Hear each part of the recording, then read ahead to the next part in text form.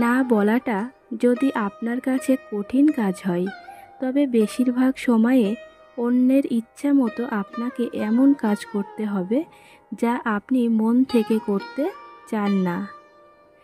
এই প্রক্রিয়া যদি ক্রমাগত চলতেই থাকে, তবে যে কোনো ব্যক্তির মনে বাঞ্ছাটবোধ এবং হতাশার সৃষ্টি হতে পারে, যার ফলে বন্ধুত্বের সম্পর্ক বা যে কোনো সম্পর্কই তিক্ত হয়ে উঠতে পারে। না বলতে পারলে আপনার মনে হবে যে আপনার নিজের সময় ও জীবনের প্রতি আপনার কোনো রকম নিয়ন্ত্রণ নেই। আপনি যখন না বলতে সংকোচ বোধ করবেন, তখন চারিদিকে এমন পরিস্থিতির সৃষ্টি হবে যে আপনার চতুর্দিকে জল পড়ছে, অথচ আপনি কল বন্ধ করতে পারছেন না।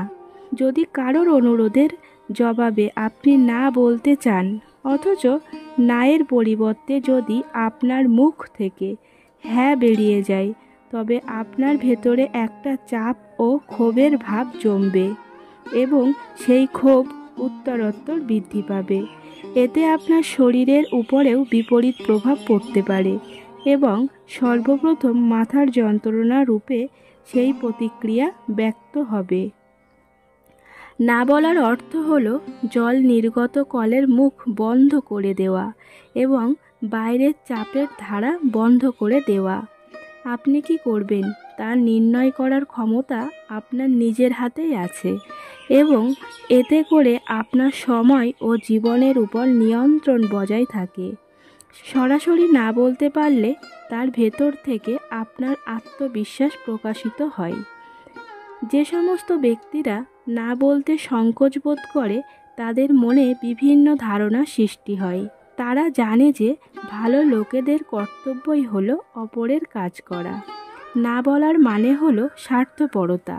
লোকেরা তাদের কাছে খুবই গুরুত্বপূর্ণ, তাই কখনোই না বলা উচিত নয়।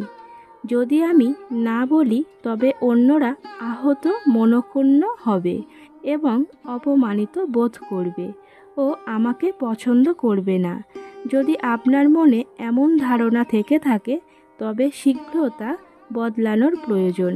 তা না হলে আপনার বেঁচে থাকা সংকটজনক হয়ে উঠতে পারে। সাধারণত মানুষের চিন্তাধারায় দুটি ভ্রান্তির সৃষ্টি হয় বলেই মানুষ না বলতে সংকোচ বোধ করে। প্রথম ভ্রান্তি হলো, আপনার মনে হয় যে কোনো ব্যক্তির অনুরোধে না বললে তাকে সরাসরি তিরস্কার করা হয়। দ্বিতীয় ভ্রান্তি হলো, আপনার মনে হতে পারে যে সামনের লোক আপনার না এত সহজে স্বীকার করতে পারবে না। কিন্তু প্রকৃত সত্য হলো, যদি সঠিক উপায়ে সততার সাথে না বলা যায়, তবে যে কোনো ব্যক্তি খুশি মনে তা স্বীকার করে নিতে পারে। অনেক সময় এইভাবে না বলতে পারলে সম্পর্কের গভীরতা আরও বৃদ্ধি পায়, কারণ যখন আপনি সততা বজায় রাখেন, তখন আপনার সামনের লোকও খোলা মনে নিজের মনের ভাব ব্যক্ত করতে পারে এবং ভবিষ্যতেও সে খোলা মনে আপনার কাছ থেকে সাহায্য প্রার্থনা করে থাকে।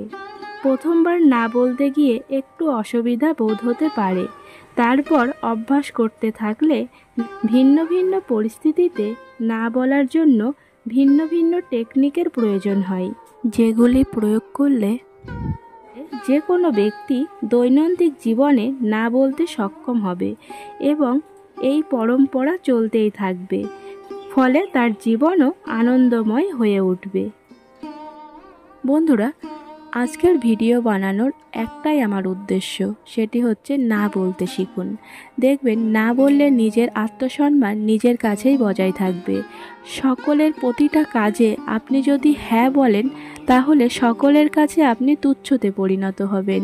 আপনার আত্মমর্যাদা ক্ষুণ্ণ হতে পারে।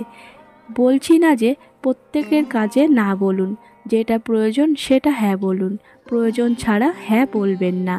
না বলতে শিখুন এবং নিজের আত্মমর্যাদা বজায় রাখুন। আজকে এই পর্যন্তই। সকলেই খুব ভালো থাকবেন এবং সুস্থ থাকবেন। ধন্যবাদ।